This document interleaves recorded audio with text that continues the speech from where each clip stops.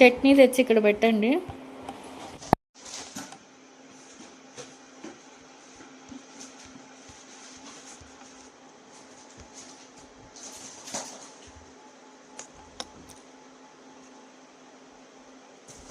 ఇది 16 కదా.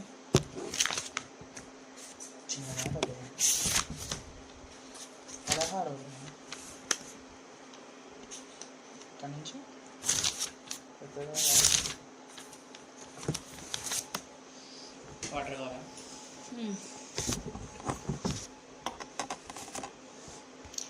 ఓం గం గణపతే నమః, శ్రీమాత్రే నమః, శ్రీ వారాహి దేవియే నమో నమః. Welcome to our YouTube channel Chaganti party talks. మహామహిమాన్వితమైన వైశాఖ మాసంలో వినవలసిన వైశాఖ పురాణం 16వ రోజు పారాయణము. యముని పరాజయ. అప్పుడు నారద మహర్షి లోకమునకు వెళ్ళను, యమలోక స్థితిని చూసెను. యమునితో ఇట్లనెను: యమధర్మరాజు, ఈ లోకమున నరక బాధలు పడువారు రోదన ధ్వనులు వినిపించవేమి? చిత్రగుప్తుడును ప్రాణుల పాపములు లెక్కలను రాయటమాని మునివలె మౌనంగా ఉన్నాడేమి? సహజముగా బహువిధ పాపములు చేయు మానవులు నీ లోకమునకు రాకుండాటకు కారణమేమి అని ప్రశ్నించాను. యముడును దీనుడై ఇట్లనెను: నారద మహర్షి, భూలోకమున ఈక్ష్వాకు వంశం వాడైన కీర్తిమంతుడను రాజు మిక్కిలి విష్ణు భక్తుడు. అతడు ధర్మబేరిని మోగించి తన ప్రజలందరినీ వైశాఖ వ్రతమును అవలంబించినట్లు చేయుచున్నాడు. చేయని వారిని తీవ్రముగా శిక్షించుచున్నాడు.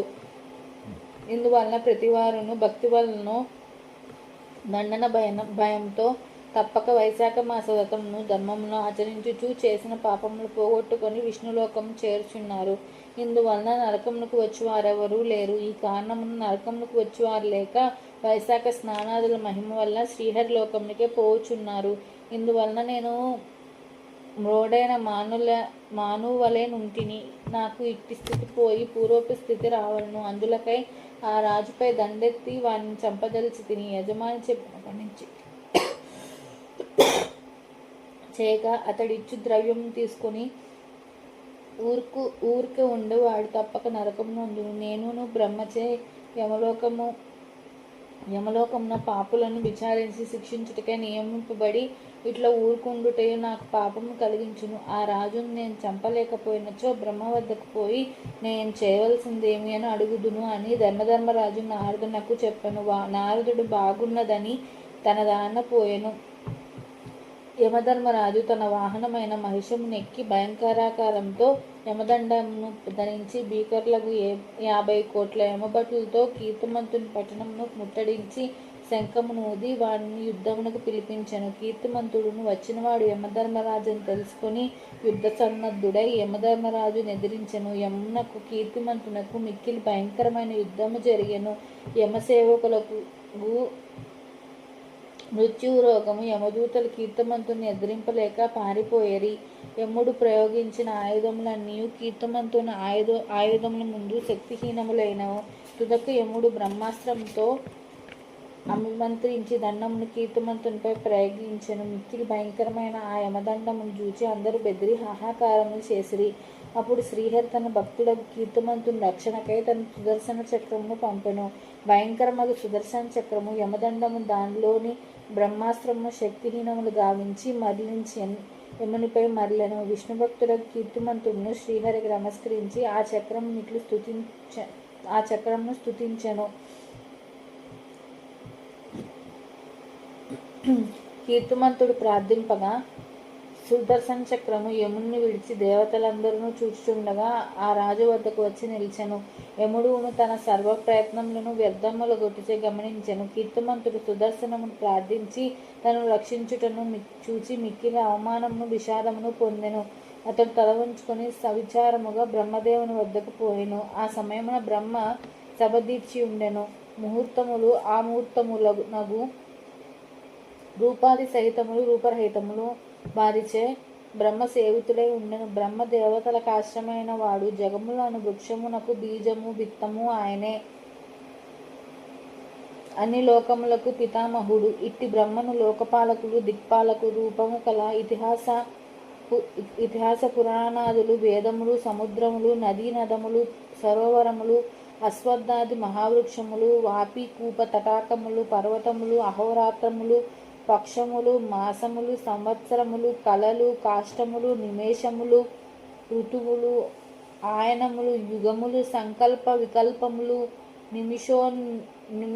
నిమిషోన్మేషములు, నక్షత్రములు, యోగములు, కరణములు, పూర్ణిమలు, అమావాస్యలు, సుఖదుఖములు, భయాభయములు, లాభాలాభములు, జయాపజయములు, సత్వరజోగుణములు, శాంత మూఢ అతి మూఢ అతి ఘోరావస్థలు, వికారములు, సహజములు, వాయువులు, శ్లేష్మ వాత పిత్తములు వీనితో కొలువుదీరిన బ్రహ్మం చూచెను. ఇటు దేవతలున్న కొలువులోనికి యముడు సిగ్గుతో కొత్త పెళ్లి కూతురు వలె తల వంచుకొని ప్రవేశించెను.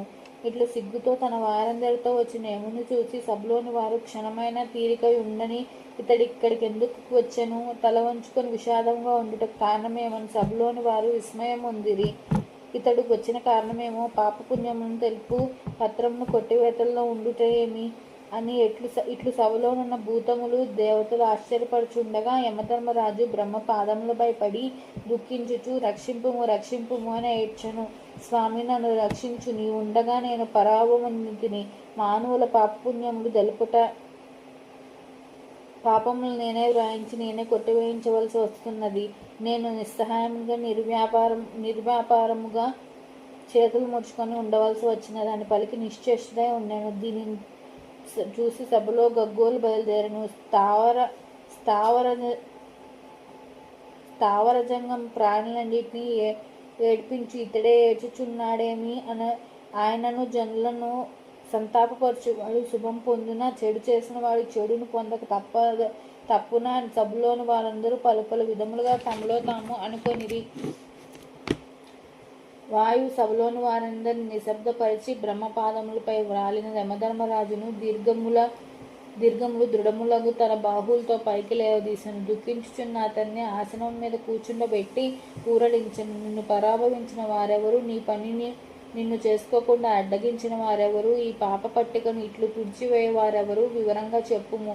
నీవెందులకు వచ్చితివి? అందరినూ పరిపాలించి వారే నీకును నాకును ప్రభువు. భయం లేదు, చెప్పమని వాయువు అడగగా యమధర్మరాజు అయ్యా అని అతి దీనంగా పలికెను. 16వ రోజు పారాయణం సంపూర్ణం. Please subscribe our channel. ఓం నమో నారాయణాయ. Thank you.